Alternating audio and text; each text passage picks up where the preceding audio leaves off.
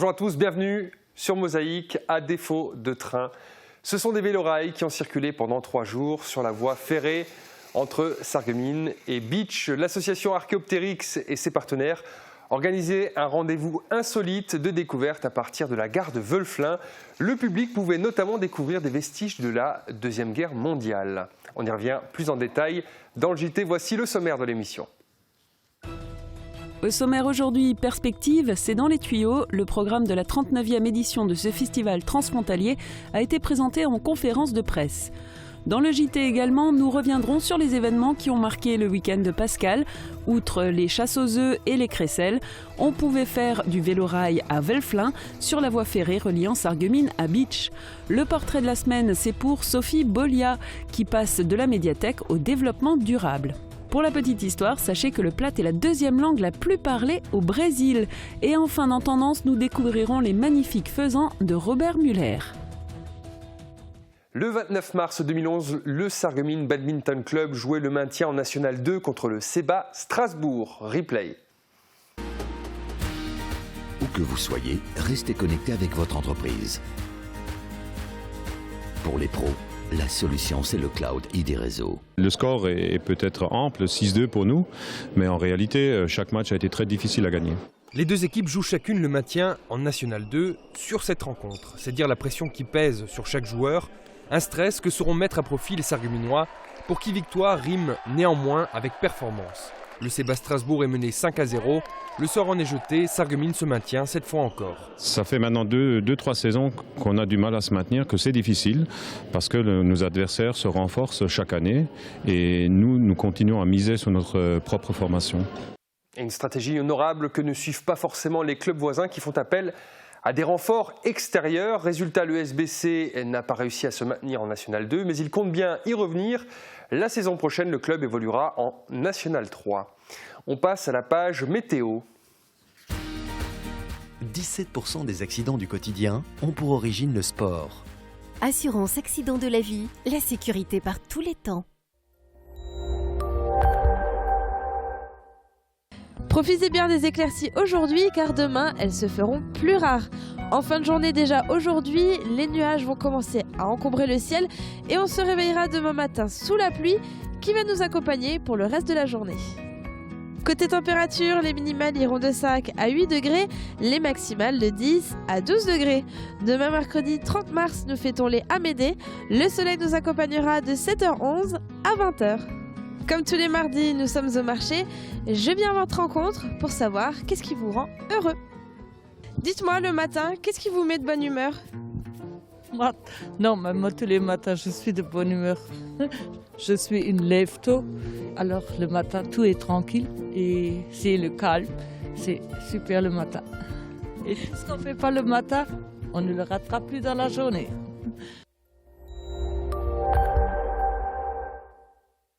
Je parraine un ami et tout le monde y gagne. Mon filleul, ma banque et moi. Au Crédit Mutuel, un client satisfait rayonne.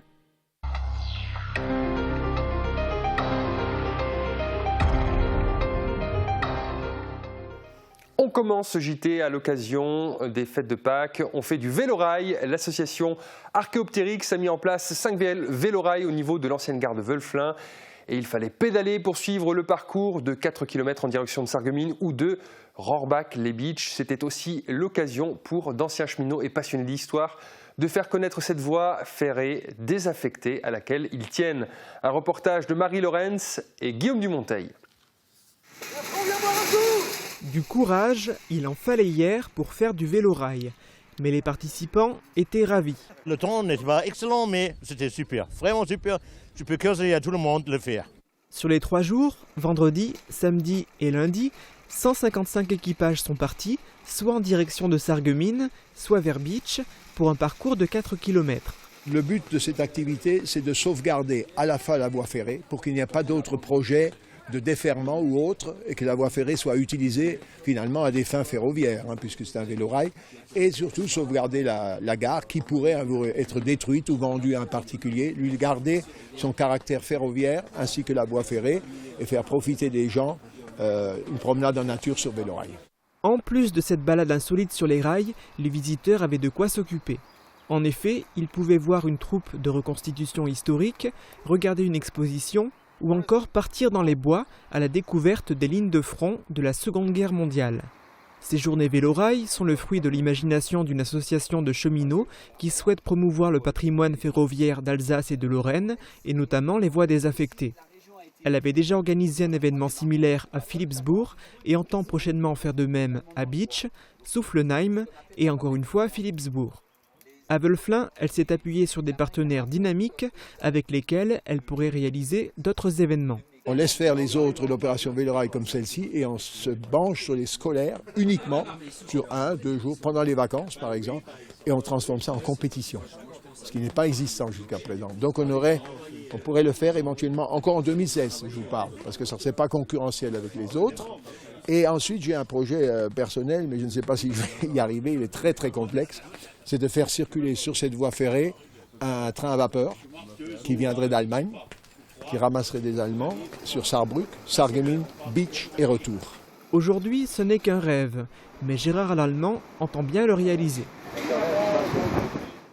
Le héros du week-end pascal, c'était le lapin de Pâques, largement présent dans les festivités pour gâter les enfants. Pour les plus grands, il y avait de quoi ne pas s'ennuyer lors de ces 4 jours de fête.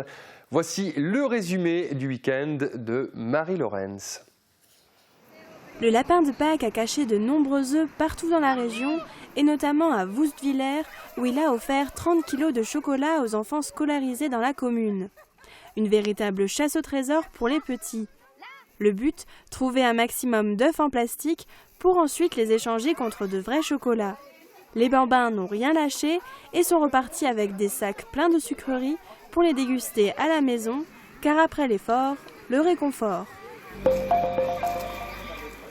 Les Kressler ont achevé leur traditionnelle tournée de Pâques à Großbiederstorf. Après avoir remplacé le son des cloches de l'église, les enfants se sont tous retrouvés au presbytère pour la dernière étape de la tradition qui consiste à brûler un bonhomme en paille. Donc ce Judas représente cette poupée qui était là pendant les réjouissances, pendant les 3 jours où on a fait la tournée. Et puis après la tournée, comme après les foires ou après Carnaval, on brûle le prince Carnaval. Et puis nous, on a maintenant terminé nos crécelles et donc on brûle cette poupée remplie de paille qu'on va allumer et à partir de là, les crécelles seront terminées. Pour les achats de dernière minute des fêtes de Pâques, les Sarregueminois ont pu compter sur les taxis. Pour rappeler la présence d'une dizaine de taxis dans la ville, ils ont décidé de mettre en place cette opération gratuite. Durant toute une journée, ils ont effectué des trajets dans Sarreguemines, mais avec leur compteur éteint. Une bonne action qui n'a pas eu le succès escompté, faute de publicité, mais les clients qui ont sollicité les taxis ont été satisfaits. Pour occuper les enfants pendant leurs courses, les parents pouvaient les emmener faire un tour de manège à la foire de Pâques de Sarreguemines. Pêche au canard, autobox, manège à sensation, trampoline, chacun y trouve son compte. Les forains resteront à la place de la Grande Armée tous les jours de 14h à 23h et ce jusqu'au 10 avril.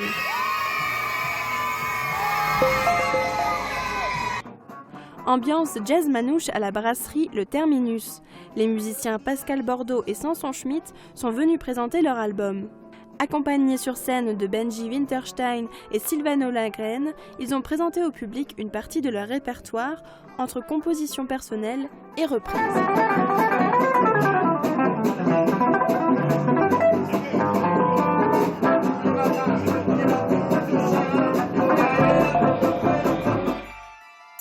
Autre lieu, autre ambiance. L'église protestante de Sarreguemines a accueilli les cordes et voix magiques d'Ukraine. Le chef de chœur Dimitro Oubiak, accompagné de 6 musiciennes, ont proposé à l'assistance des musiques traditionnelles ukrainiennes, mais ils ont également interprété des chansons en français.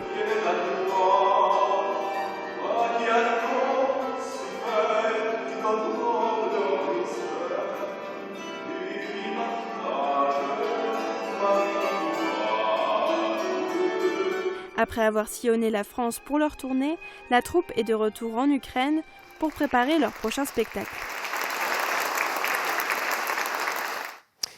Perspective et sa programmation ambitieuse reviennent sur le devant de la scène pour une 39e édition vitrine de la création artistique contemporaine française et allemande où se mêlent danse, théâtre, cirque et musique.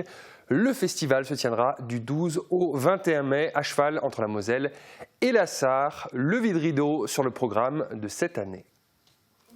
Le futur café du festival était noir de monde mercredi pour la conférence de presse du Festival Perspective 2016. Une 39e édition attendue, tant l'événement a su s'imposer dans le paysage culturel de la grande région. Parfaite symbiose entre les arts scéniques et la rencontre avec les spectateurs, Perspective entend démocratiser la création contemporaine grâce à une programmation accessible mais exigeante. L'idée étant vraiment de toucher un public le plus large possible avec des spectacles de grande qualité, avec des artistes wirklich, je me mets à parler allemand, avec des artistes vraiment renommés. Mais pour montrer aux gens qui n'ont peut-être pas l'habitude d'aller au théâtre, pas l'habitude de voir des spectacles de danse, qu'on peut avoir des spectacles de grande qualité, vraiment qui s'adressent à tous et on ressort tous avec la banane et avec la bonne humeur. Savant mélange des genres avec de la danse, du théâtre, du nouveau cirque et des performances, Perspective propose cette année pas moins de 15 spectacles, dont 6 accessibles aux enfants. C'est des spectacles tout public, mais que les parents peuvent partager avec leurs enfants, ou l'inverse, les enfants peuvent partager avec leurs parents. Et ça, c'est vraiment moi ce qui est très important pour moi, d'inciter les familles à partager un moment artistique fort. Difficile pour la directrice artistique de faire un choix dans sa propre programmation, mais pour elle, 2 temps forts sont à retenir. Il y a 2 spectacles vraiment à mettre en avant, c'est Roméo et Juliette du ballet Prège-Locage et la compagnie XY. C'est les 2 gros spectacles. Donc la compagnie XY, c'est le gros spectacle de cirque contemporain que nous invitons. Très spectaculaire, 22 acrobates qui font des choses mais absolument démentielles, sans matériel, uniquement avec leur corps. Ils s'envolent dans les airs, ils font des pyramides, enfin, c'est très très impressionnant. Pour que l'expérience festivalière soit totale, le club du festival verra le jour dans un nouvel endroit insolite qui accueillera une série de concerts. Là, on est en train de travailler sur ce lieu qu'on rendra public bientôt. Et en tout cas, il y aura tous les soirs la possibilité de venir échanger avec les artistes et l'équipe et d'écouter un peu de musique. Dépassant les frontières géographiques, le festival se joue de Sarrebruck à Metz en passant par Forbach et Sarreguemines, mais aussi scénique. Perspective est le rendez-vous artistique du printemps. L'année dernière, il avait conquis plus de 14 000 spectateurs. On change totalement d'ambiance, direction le centre hospitalier spécialisé à présent dans le cadre de la prise en charge et de l'accompagnement médico-psychosocial d'une personne en grande difficulté. Plusieurs services peuvent être amenés à intervenir, mais bien souvent, chacun travaille dans son coin. C'est ce décloisonnement qu'est venu défendre le docteur Alain Mercuel lors d'une journée de travail au CHS, journée qui s'est terminée par une conférence à laquelle Mosaïque a assisté. Regardez. L'image utilisée pour montrer les rapports entre les champs social et sanitaire lors de la prise en charge d'une personne en grande précarité est celle d'une salle de bal où personne n'ose faire le premier pas pour danser. Comme si dans l'interaction entre les deux, entamer la démarche de dialogue plaçait le demandant dans une situation d'infériorité. Pourtant, tous les membres de l'assistance s'accordent à dire qu'un travail en coopération est nécessaire. Le docteur Alain Mercuel, chef de service à l'hôpital Sainte-Anne à Paris et intervenant conférencier d'un jour, démontre par son expérience que dans la prise en charge des plus précaires, dont les malades mentaux, la partie sanitaire comme la partie sociale ne peut pas répondre seule aux besoins. Dans ce sens, il est un ardent défenseur des conseils locaux de santé mentale ou CLSM, un dispositif mettant en relation formelle les différents acteurs présents sur un territoire, des rencontres formalisées avec objectifs, contrat d'objectifs et évaluation de l'efficacité, de la pertinence ou de l'efficience des actions menées. Un tel dispositif n'existe pas encore en Moselle-Est et son évocation laisse poindre quelques réticences auxquelles le conférencier est désormais habitué. Ça sert à rien, on perd du temps, mais ça c'est parce qu'il n'y a pas de charte ou d'objectif commun. Donc là, le Conseil local de santé mentale est là pour justement mettre sur la table tous les dispositifs possibles et savoir qui fait quoi, à quel moment, le mieux possible. Et peut-être que ceux qui font actuellement ne le font pas forcément aussi bien que ceux qui pourraient le faire et qui sont à côté. Et donc, ils pourraient s'accommoder de travailler ensemble. et de conclure qu'un tel dispositif est bien souvent plus un mariage de raison qu'un mariage d'amour, en concluant son intervention par la remarque que si tous les acteurs ont su se réunir le temps de sa conférence, cela ne devrait pas être très difficile de décloisonner les relations. Un premier pas en sorte reste désormais à danser. On termine ce journal avec le portrait de la semaine. Mosaïque vous propose de découvrir une personne que les utilisateurs de la médiathèque communautaire croisent régulièrement. Sophie Bolia passe une grande partie de son temps entre les rayonnages de livres, mais pas seulement. Dans le cadre des animations qu'elle propose, elle explore le développement durable. Regardez. Depuis 2007, Sophie Bolia arpente les allées de la médiathèque communautaire. Accueil du public, enregistrement des prêts et des retours, sans oublier la sélection et le catalogage des nouveaux ouvrages, ces journées sont comme une plongée dans le monde des livres. Mais pas que. Une autre facette de son métier est en effet l'animation, ou plutôt les animations, celles qu'elle propose au public de la médiathèque. Des activités sur le thème du développement durable, une thématique qui lui tient particulièrement à cœur. Parmi les ateliers qu'elle a déjà proposés, on retrouve par exemple la confection de couches lavables, de doudous chaussettes ou de meubles en carton. Des activités toujours en lien avec des livres disponibles dans les rayonnages de la médiathèque et qui attisent la curiosité des participants. On fait toujours la découverte parce qu'on propose quelque chose et les gens ne savent pas forcément ce qu'on va faire. Et c'est vrai que c'est gratifiant et c'est agréable quand les gens repartent avec leur objet, sont contents de ce qu'ils ont fait, que ce soit les enfants, les tout petits ou même des mamans. On arrive à épater des mamans. Parmi les animations qui l'ont particulièrement marqué, on retrouve celle réalisée avec le lycée Simon-Lazare sur des objets en carton bientôt exposés dans la galerie commerciale. Autre animation mise en avant, celle en cours de la Grénothèque. Voilà, donc la saison des semis va bientôt commencer. Donc on a remis en place la Grénothèque avec différentes sortes de graines disponibles, donc des graines de fruits, de légumes ou de fleurs. Alors n'importe qui peut venir se servir en graines qui l'intéressent. Là par exemple on a des haricots, du potiron, des pois. Ou sinon, vous pouvez aussi ramener des graines que vous avez récoltées l'année dernière par exemple. J'insiste sur un point particulier, il faut que ce soit des graines reproductibles. Donc pas des graines achetées en commerce, parce que ces graines-là, en fait, vous les planterez, elles vont donner un fruit ou un légume, mais les graines que vous récolterez ne donneront plus rien par la suite. Donc pour être sûr que ce soit des graines reproductibles, ou il faut vraiment que ce soit spécifié lorsque vous les achetez, ou alors via le système de la Grénothèque, si les gens jouent tous le jeu évidemment. Le travail de Sophie Bolia a déjà été reconnu par sa hiérarchie puisqu'elle a été récompensée en novembre dernier pour son engagement volontaire en faveur de l'environnement. Et elle ne souhaite pas en rester là, une prochaine animation est déjà en préparation, la réalisation d'un plateau de jeu en bois dans le cadre de la journée mondiale du jeu. Fin du JT, restez avec nous, magnifiques animaux à découvrir dans quelques instants.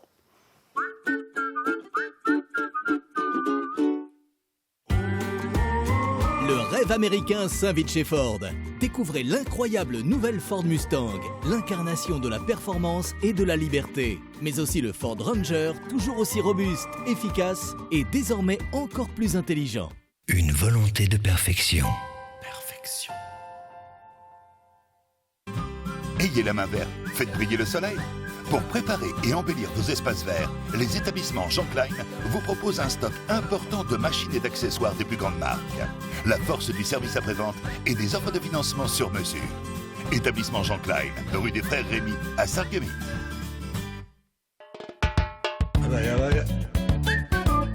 Du 11 mars au 2 avril, la ville de Sarreguemines vous propose la 18e édition du festival Miret de Plate, festival de langue francique et des langues de France. Au programme de cette édition exceptionnelle, une magnifique exposition sur la migration de Lorrains et Sarrois vers le Brésil à la fin du 19e siècle. Du théâtre, de la chanson, de l'humour, des conférences, sans oublier le traditionnel bal folk le 2 avril. Programme à découvrir sur www.sarreguemines.fr.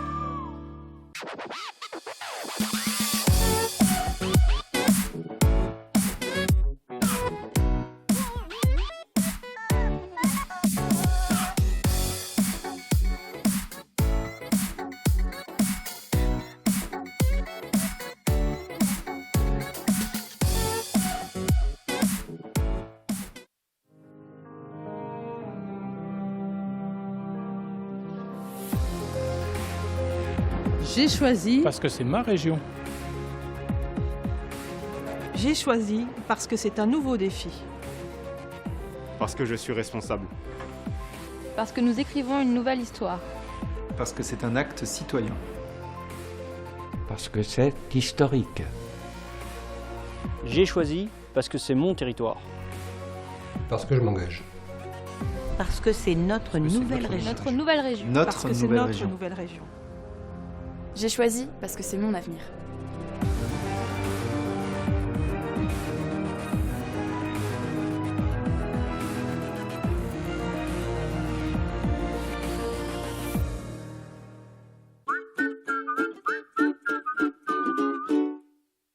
Bien-être, hygiène, consommables, équipement de la maison. AVS Médical, notre métier, vous accompagner. Dimanche, le Sarreguemines FC se déplace à Reims, leader du championnat. Une grosse pointure pour les faïenciers qui ne comptent pas se laisser faire. Plus de sport, c'est dimanche, dès 15 h en direct sur Mosaïque. Aujourd'hui, pour la petite histoire, apprenez que le plate est la deuxième langue la plus parlée au Brésil. Regardez. Baptême, mariage, communion, faites le plein d'idées chez Festividé. Festividé, Festividé, des idées toutes faites.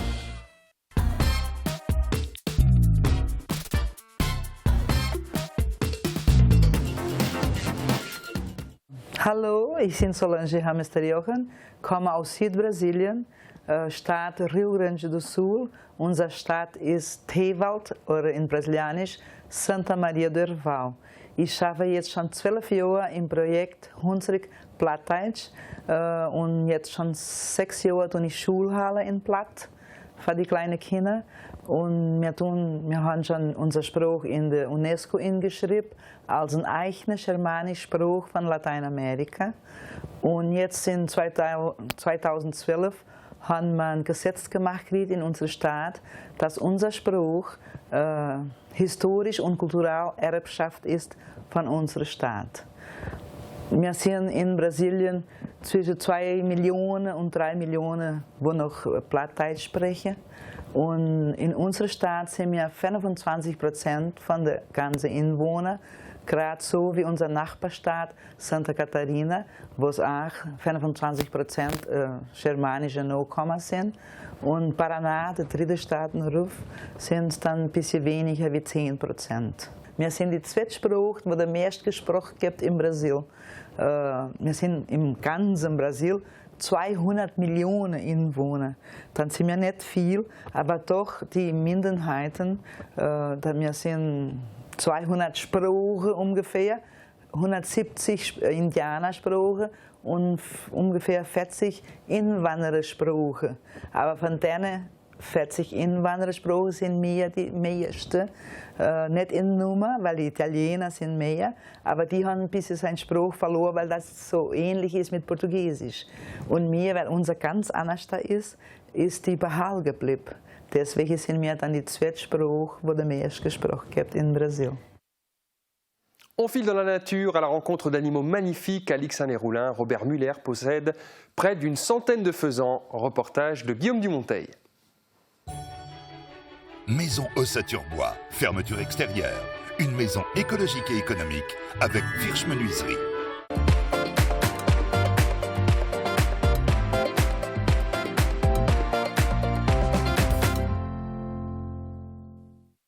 Qu'est-ce qui me plaît dans les faisans? C'est surtout la couleur et cette forme sauvage, la vie dans les volières. J'ai adhéré à la société avicole en 1978, oui, je devais avoir 34 ans. Et l'ancien président, le tout ancien président, il avait un faisan doré. Il habitait en bas de la rue principale. Et pour souhaiter la bienvenue, il m'a offert ce faisan doré. C'était un mâle. Et il m'a dit, à toi de trouver une femelle. Bon, j'ai cherché une femelle, j'ai trouvé, et j'ai pris des contacts avec d'autres éleveurs de faisans, et c'est comme ça que c'est parti.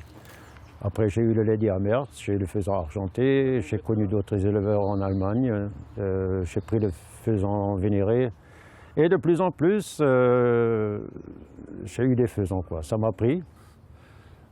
jusqu'à arriver à avoir, allez hop, en tout 35 espèces de faisans. Ceux-là, je les aime bien parce qu'ils sont calmes. Le mâle, il est toujours beau, il a toutes sortes de couleurs. Et la femelle, elle a toujours une couleur terne, c'est-à-dire ou bien elle est marron, ou bien elle est grise, parce que dans la nature, la femelle, c'est elle qui couvre les œufs. Et à cause des prédateurs, elle a la couleur de l'environnement. Tous les faisans viennent des pays asiatiques, tous. Nulle part ailleurs, on trouve des faisans à l'état sauvage. Il y a tellement d'espèces maintenant en voie de disparition. Ce n'est pas parce qu'ils sont chassés par les indigènes, c'est parce que, à cause de la déforestation. On enlève toutes les forêts, c'est comme un peu partout avec les animaux sauvages, quoi, hein. Moi, j'ai des oiseaux ici qui pratiquement n'existent plus à l'état sauvage. Les faisans qu'on trouve en Europe, ce sont des faisans qui ont été introduits en Europe au XVIIIe, XIXe siècle. Si aujourd'hui j'ai 20 espèces de faisans, si vous me dites d'en enlever une, je ne saurais pas laquelle. Vous avez vu des faisans, vous allez maintenant croiser des fantômes et à leur trousse les célèbres chasseurs de fantômes du film Ghostbusters. Des fans du film ont tourné un court-métrage dans les rues de Troyes. Ils ne sont pas passés inaperçus. C'est avec cette aventure folle que nous conclurons cette émission. Excellente fin de journée à toutes et à tous. Avec Aviva, ne rêvez plus. Cuisinez, invitez votre famille, vos amis. Aviva, la cuisine qui vous va.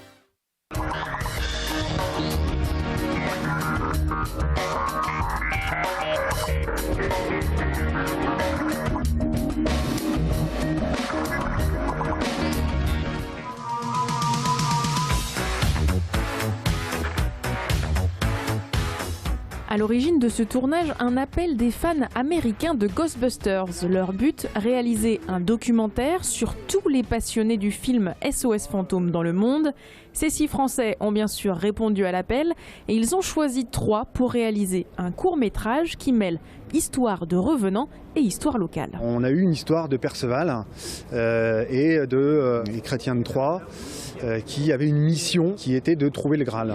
Perceval est décédé, donc Chrétien de Troyes n'a jamais continué sa quête. L'idée du revenant, c'est que Perceval, ça l'a travaillé. Et donc l'histoire, c'est qu'on cherche à savoir où est le Graal dans Troyes. Pour ce court-métrage de 7 à 10 minutes, ils ont pu accéder à l'hôtel de ville, mais aussi aux fonds anciens de la médiathèque, un moyen détourné de faire découvrir ses richesses. C'est vrai, quel est le lien entre la grande salle et un tournage il y a quelques siècles de distance, mais en même temps, parce que ça permet de faire connaître ce magnifique lieu. Et pour ceux qui le fréquentent déjà, c'était une belle surprise d'observer l'Ecto One, la Cadillac des chasseurs de fantômes, garée à proximité. J'étais intriguée parce que je me dis, tiens, Ghostbusters, c'est pas Ghostbusters, ça me permet de discuter avec un fan du film et puis de fans de voitures américaines, voilà, c'est super. Déambuler habillé en Ghostbusters dans des rues, les gens sont complètement ils sont hallucinés, qu'est-ce que c'est? Il y a certains, ils se posent la question, est-ce qu'on existe réellement? Parce qu'elle est très vieille, mais elle est belle. C'est une voiture de fantôme. Parce qu'elle a des trucs comme ça. Parce que c'est une voiture de vampire. De vampire? Non, de fantôme. Si les plus jeunes ne sont pas tout à fait au point, ces grands enfants sont tombés sous le charme du film, parfois dès sa sortie en salle en 1984. Depuis, ils accumulent les heures de travail sur leurs costumes et gadgets. Voilà. Et quand on chasse, on a le son, en fait on retrouve les mêmes sons que dans le film. Tout petit, il n'y a pas encore tout le merchandising autour, donc c'est le pack de lessive dans le dos, dans la grange à côté, en train de faire le zazou, et puis ça m'a jamais quitté, c'est au quotidien. On est toujours en train de bidouiller sur nos packs qu'on construit nous-mêmes. C'est 15 kilos dans l'intégralité du pack. Rien que le pack de Proton, parce que je prends ça en référence, étant donné que c'est le plus difficile, il y en a pour 2 ans. 2000 € celui-là à l'époque, parce que les matières étaient brutes. Quant au prochain film Ghostbusters, qui devrait sortir cet été, les passionnés ont des avis partagés. Ils sont à découvrir dans ce court-métrage qui devrait être finalisé d'ici une semaine.